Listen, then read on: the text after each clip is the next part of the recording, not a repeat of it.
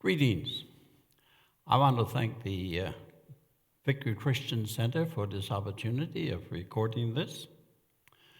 I call this a call for prayer. This came out of the last fall, really, when in the beginning, late in 2019. And I thought about doing a program to walk and pray and to visualize your community. You see, and this morning as I woke up, the weather really was symbolic of what I want to say today. Because this morning as I woke up and looked out, here was another blanket of snow on the ground and on the trees. And yet the forecast tells me that by the afternoon it's going to be sunny and it's going to disappear. Boy, wouldn't we love for the things in life that hurt us and bother us and that cover us could come and go as fast as that. But I wouldn't call it a vision, but certainly a stirring in my spirit to do a walk in the community, whether it's in the city of St. John's, Mount Pearl, around the bay, in Tor Bay, or in Trinity Bay, or Fortune Bay, or whatever, that this would be a prayer time for any and everyone who want to get involved. And then, of course, in getting this started some time ago, COVID-19 hit us, which put everything into a bit of a spin. You see, in Newfoundland, we have had for years a blanket upon us. We've had the blanket of losing the really background and of the fishery when we joined Confederation. We have lost it in the various things, big projects that have happened in Newfoundland. The Upper Churchill, even now with Muskrat Falls, with many things, and Newfoundlanders have felt this blanket upon them. And now with COVID-19, I think many have felt that we not only have a blanket upon us, but we have a shroud. And we need to move that out. And it can be moved out. But it cannot be moved out without we have you and me and all of us together beginning to say, no more. And this can be done through prayer. And so I'm asking that you join with me in the weeks ahead and keep in mind what the health officials in Canada and here in Newfoundland has been saying, that we need to respect distance from each other. Please do not change that. But we can walk. And those of us who feel we can't walk, we can drive.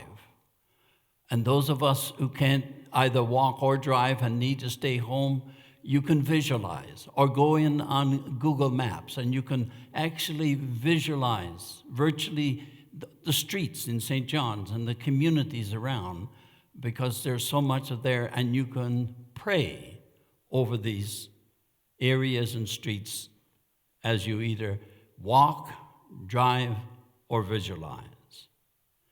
And so I'm asking you, let's begin.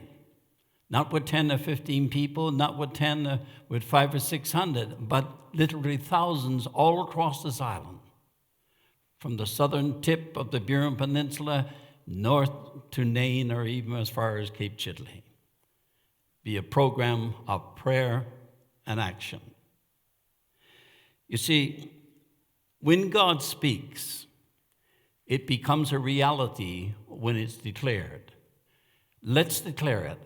And my model for praying and walking the streets and driving is the Lord's Prayer, but really it's not. We call it the Lord's Prayer, but really it is our prayer. It's the disciples' prayer. It's the one he gave us.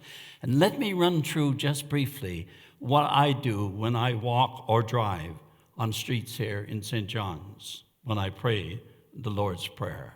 I say, Our Father. Oh, thank you, God. Because now the people on the street are my brothers and sisters.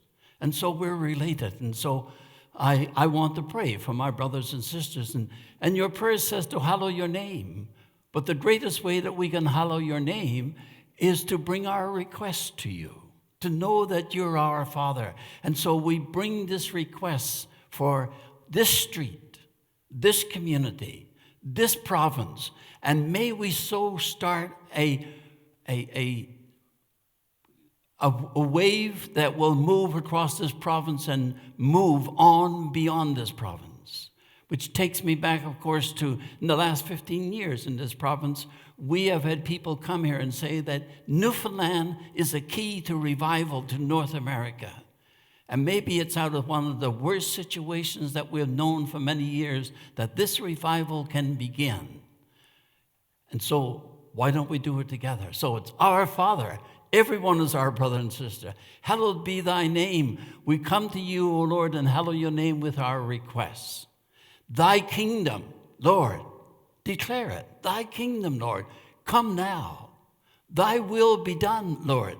Let it be done in my life. And let it be done on this street and in this community and across this bay and all across the island. Let it be done. Thy kingdom come. Thy will be done. On earth as it is in heaven. Give us this day our daily bread. We have become so accustomed to just going after abundance and trying to gain as much as we can. We need to know the joy of just having really our daily bread. And forgive us our trespasses. I know we have trouble with that. But when we ask also for our brothers and sisters that there be a trespassing that we have done, that we need our forgiveness, and it's the forgiveness that opens up.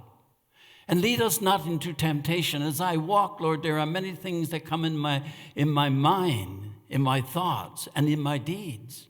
And so I'm asking that by your Spirit, you may so help us to stop it at the beginning, which is in the thought. And so it moves no farther. And deliver us from evil, that there is so much good. It says in the Psalms that the joy of the Lord is our strength. It is not in being so taken up with desire, but the desire to have the know and to have the joy of the Lord.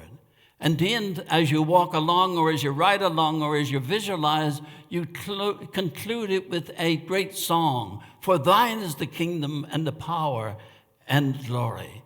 And this can cross because the disciples' prayer can cross any denomination. Any church can be involved. Doesn't matter what your background. It is the prayer that he gives us to declare for this province at this time so that we can move that blanket, that shroud that's been over Newfoundland for so long. We can move it and have a canopy built.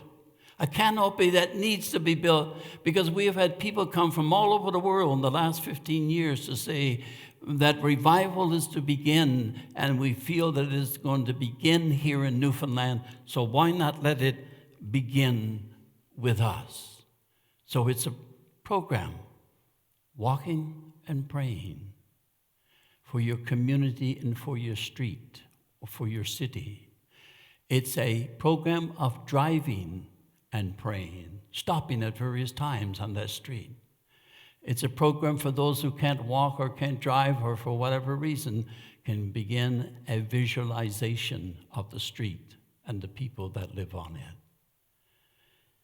I want to close today by a little incident that happened down in Outer Cove yesterday. I like to drive by the sea. It comforts me. And as I drove there to Outer Cove, there's a sign that says, and it's celebrating, of course, that famous Outer Cove crew that rowed so successfully in the regatta years ago. It says, the sign says, putting an oar in. That's what I'm doing. Time in my life when I thought I'd be retiring, sitting back, I'm putting my oar in again, and I'm asking you to start with me. Get in the boat. And the more that gets in the boat, the bigger the boat goes. And the more that it grows, the more that the one who's steering the boat, the coxswain, will have a greater smile on his face. We need a healing. We need a canopy. And we have a name for that healing. They called this virus that we have here today COVID-19. But the gospel of Jesus Christ gives us a new one. It's called John 3:16. For God so loved you and loved me that he sent his Son, that whosoever believeth in him should not perish, die without hope, but would have an everlasting relationship in the joy of the Lord. Thank you. Join me. God bless you.